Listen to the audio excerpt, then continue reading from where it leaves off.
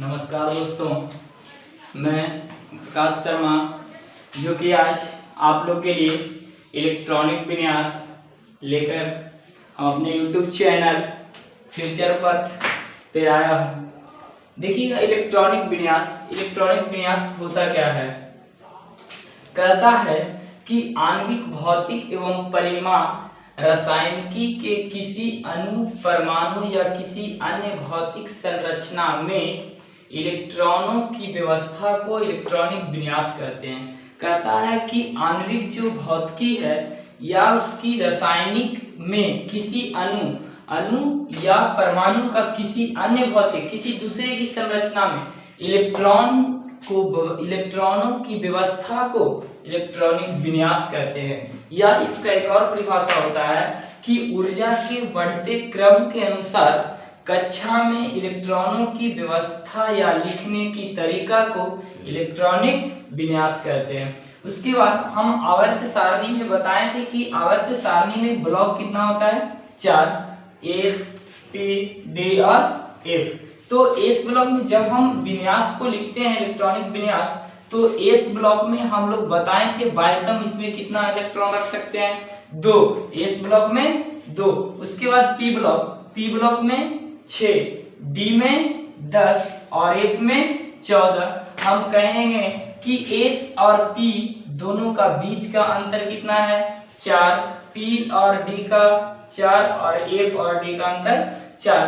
तो जब हम इलेक्ट्रॉनिक विन्यास को लिखते हैं तो S ब्लॉक में कितना रखेंगे?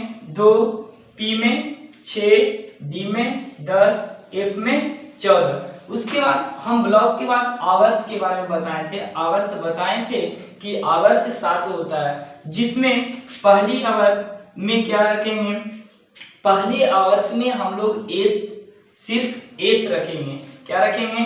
S। उसके बाद आवर्त 2 में हम लोग क्या रखेंगे? 2S और P को भी रखेंगे। यानी आवर्त 2 में हम लोग S ब्लॉक और P ब्लॉक को रखते हैं। उसके बाद आवर्त 3 में S ब्लॉक और P ब्लॉक का ही तत्व रहता है। आवर्त 4 में S ब्लॉक, D ब्लॉक और P ब्लॉक। ये जो हम 1, 2, 3, 4 लिखे हैं, ये से होता है कि पहला आवर्त के कौन सा ब्लॉक में? S ब्लॉक में होता है। ये 2 लिखे हैं तो दूसरे आवर्त के S ब्लॉक, दूसरे आवर्त को P ब्लॉक। हम लोग इलेक्ट्रॉनिक विन्यास से पीरियोडिक टेबल को, तत्वों को पहचान सकते हैं, बता सकते हैं कि कौन से तत्व किस आवर्त की है, कौन से ब्लॉक का है। तो 3S P। अब इसमें देखिएगा कि आवर्त नंबर 4 में 4S, उसके बाद 3D। अब यहाँ देखिएगा कि जब हम लोग लिखेंगे तो ये इसमें बड़े वाले को देखेंगे, जो पहले आता है उसको देखेंगे। यानी 3 को नहीं देखकर हम किसको देखेंगे? 4 को। आवर्त 4 हो गया, लेकिन ब्लॉक हम किसको देखेंगे? ब्लॉक में D को ही देखेंगे। यानी आवर्त 4 के ब्लॉक नंबर D में। इसी तरह 5वें नंबर आवर्त में 5S, 4D, 5P।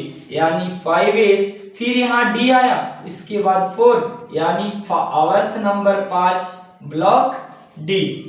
उसी तरह 6ठे आवर्त में क्या देखेंगे कि 6S।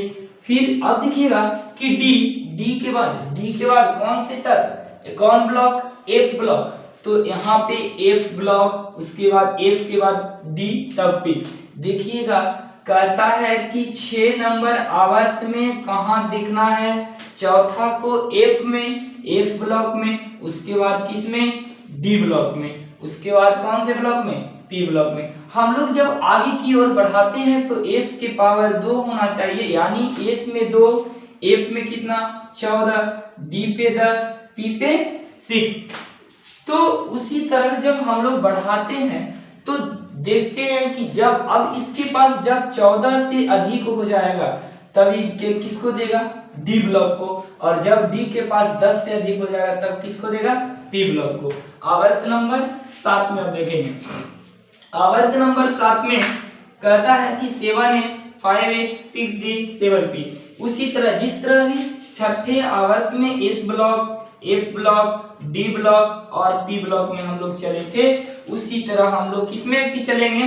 7वें आवर्त में। उसके बाद हम लोग इसी से जो आवर्त से हम लोग इसको विन्यास को लिखे हैं तो ऊर्जा को बढ़ते क्रम में लिखते हैं, ऊर्जा को बढ़ते क्रम में। तो क्या लिखेंगे, सबसे पहले हम लोग किस आवर्त को लिखे थे, आवर्त 1 के एस ब्लॉक, उसके बाद आवर्त नंबर 2 के एस ब्लॉक, आवर्त नंबर 2 के पी ब्लॉक। ऐसे इस तरह ग्रेटर देन का मतलब होता है कि इससे ये बड़ा है, इससे ये बड़ा है, इससे ये बड़ा है, इससे ये बड़ा, इसी तरह बढ़ते गया है और बढ़ते बढ़ते 3p के बाद 4s के बाद 3d, यानी हम इलेक्ट्रॉनिक विन्यास को लिखेंगे तो ऊर्जा को बढ़ते क्रम पर ध्यान देते हुए लिखेंगे, यानी 4p के बाद 5s, 4d, 5p, 6, ये हम जब लिखेंगे विन्यास को तो हम इस बात पे ध्यान देंगे। ठीक है, इसके बाद हम आगे बताते हैं कि जब हम लोग लिखते हैं तो क्या लिखते हैं कि एक में हाइड्रोजन को कैसे लिखते हैं इलेक्ट्रॉनिक विन्यास के रूप में। तो अब हम लोग जब विन्यास को लिखते हैं तो चेक करते हैं। सबसे पहला आवर्त परमाणु संख्या 1 में तत्व कौन सा, हाइड्रोजन को हम लोग कैसे लिखते हैं। तो सबसे पहले आवर्त 1 में कौन से ब्लॉक, एस ब्लॉक में परमाणु संख्या को लिखते हैं। परमाणु संख्या कितना है, 1, तो 1 को लिखे। लेकिन एक हमारा 2 में क्या है, हीलियम को क्या लिखेंगे, 1s2। लेकिन इसको जब हम लोग देखेंगे आवर्त सारणी में, पीरियोडिक टेबल में, तो हमारा ये पी ब्लॉक में मिलेगा। तो हमारा ये जो 2 तत्व है अपने कभी अष्टक को पूरा नहीं करता है। आगे हम बताते हैं 3 नंबर। 3 में मेरा क्या है, लिथियम, परमाणु संख्या 3 का लिथियम में क्या होता है, 1s2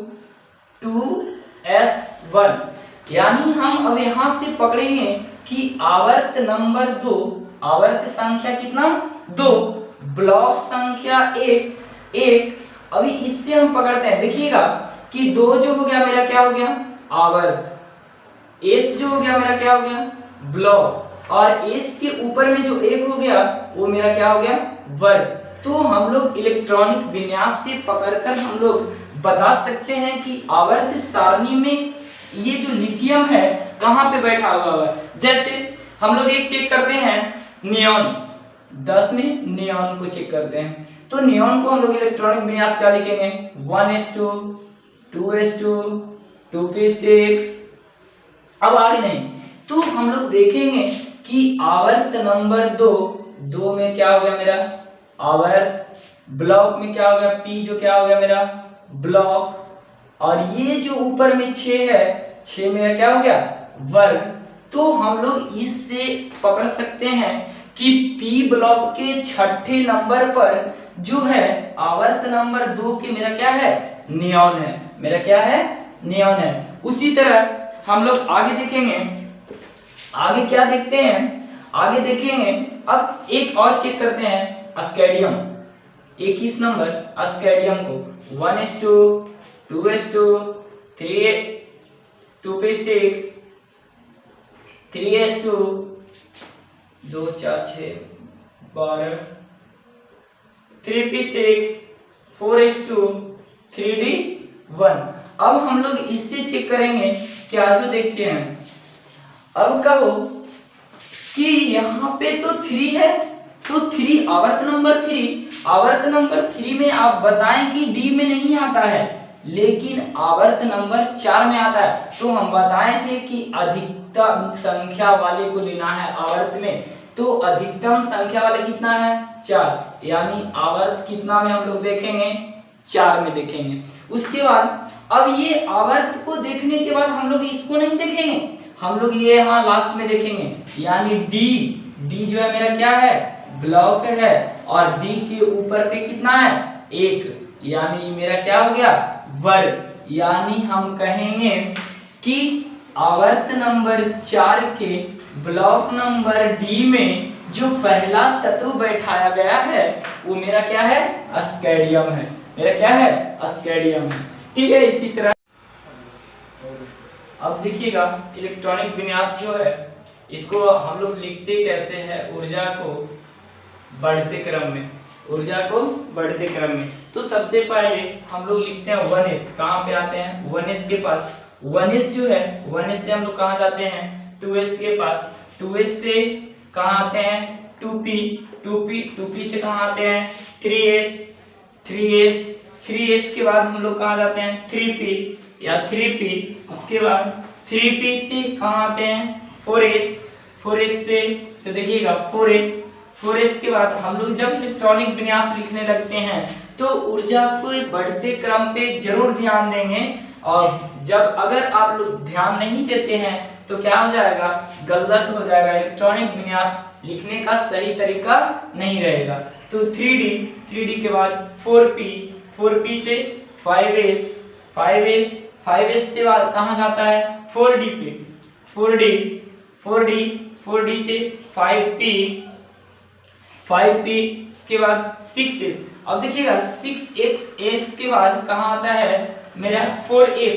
6s के बाद कहाँ आता है 4f उसके बाद 5d 6p फिर कितना कौन आता है 7s के बाद 7s से कहाँ आता है मेरा 5f उसके बाद 67p। अब कहिएगा कि 6 में f क्यों नहीं लगा, 6 में f क्यों नहीं लगा, 7 में f क्यों नहीं लगा। तो हम लोग जानते हैं कि f ब्लॉक में जो तत्व रखा गया है सिर्फ कौन सा तत्व है, दो तत्व है, एक लेंथेनाइड और एक एक्टेनाइड। उसी से आवर्त नंबर 4 57 से काटा और एक 73 से। तो लेंथेनाइड में दो ही तत्व को काट कर रखा गया है, जो 14 तत्व हमारे एक ब्लॉक में रखा गया है। ठीक है, तो आप लोग इलेक्ट्रॉनिक विन्यास इसी तरह आप लोग बनाते रहिएगा। जैसे एक फिर हम आप लोग को बनाने के लिए एक बताते हैं, जैसे 25 मैग्नीज को हम लोग क्या लिखते हैं 1s2 2s2 2p6 3s2 3p6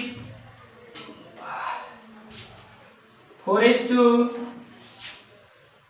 3d 2 4 10 12 18 20 और 5 25। देखिएगा कि हम लोग जब लिखते हैं तो 1s यहाँ से देखिएगा, फिर से हम रिपीट कर देते हैं इलेक्ट्रॉनिक विन्यास लिखने के लिए। तो देखिएगा 1s यहाँ देखिएगा s सबसे पहले s कहा तो 1s। s के बाह्यतम कक्षा में अभी हम बताए थे block s p d f। s block के बाह्यतम कक्षा में कितना इलेक्ट्रॉन 2, p के बाह्यतम कक्षा में 6 और d के बाह्यतम कक्षा में 10 और f के बाह्यतम कक्षा में 14। तो देखिएगा कि s के पास बाह्यतम कक्षा में अब 2 से जब अधिक हो जाएगा तो ये क्या करेगा आगे की ओर बढ़ाएगा। तो आगे की ओर बढ़ाया यानी 1 से 2 फिर 2 s में फिर 2 फिर ये आगे बढ़ाएगा। तो s के बाद कौन आएगा 2p p के पास कितना बाह्यतम कक्षा में 6, लेकिन 6 से भी अधिक हो रहा है तो p किसको देगा p से आ जाएगा 3s। अब s के पास 2 p के पास 6 फिर इससे अधिक फिर s को देगा। लेकिन जब s अब देखिएगा कि 4s के बाद किसका नंबर है 3d,